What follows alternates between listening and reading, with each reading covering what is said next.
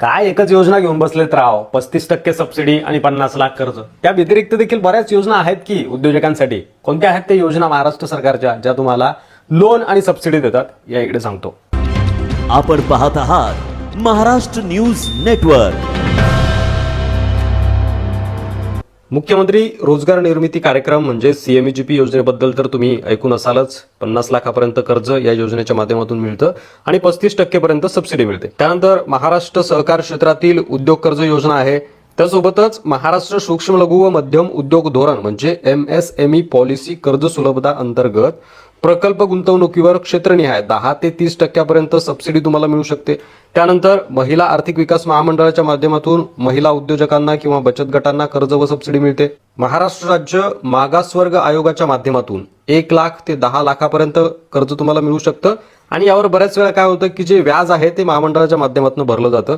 आदिवासी विकास महामंडळ कर्ज योजना आहे. त्यानंतर MMRDA अंतर्गत म्हणजे महामुंबई मेट्रोपॉलिटन क्षेत्र विकास प्राधिकरण उद्योजकता कर्ज योजना आहेत. या योजनेच्या माध्यमातून देखील 25 लाखापर्यंत कर्ज तुम्हाला मिळू शकतं. त्यानंतर महाराष्ट्र अल्पसंख्याक आर्थिक विकास महामंडळ आहे. याच्या माध्यमातून 10 लाखापर्यंत कर्ज त्या ठिकाणी मिळू शकतं.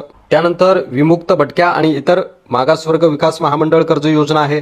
विजयंती प्रवर्गासाठी यांना 15 लाखापर्यंत कर्ज मिळू शकतं. त्यानंतर सबसिडी सुद्धा आहे आणि काही व्याजामध्ये सवलत देखील महामंडळाच्या माध्यमातून भेटते. त्यानंतर मुख्यमंत्री ग्रामीण विकास योजना देखील आहे.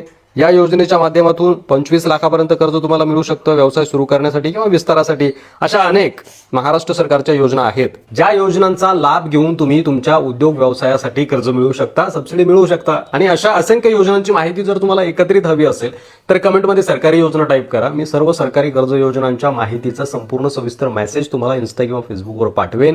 व्हिडिओ महत्त्वाचा आहे, नंतर हरवून जाईल, त्यासाठी आत्ताच सेव्ह करून ठेवा.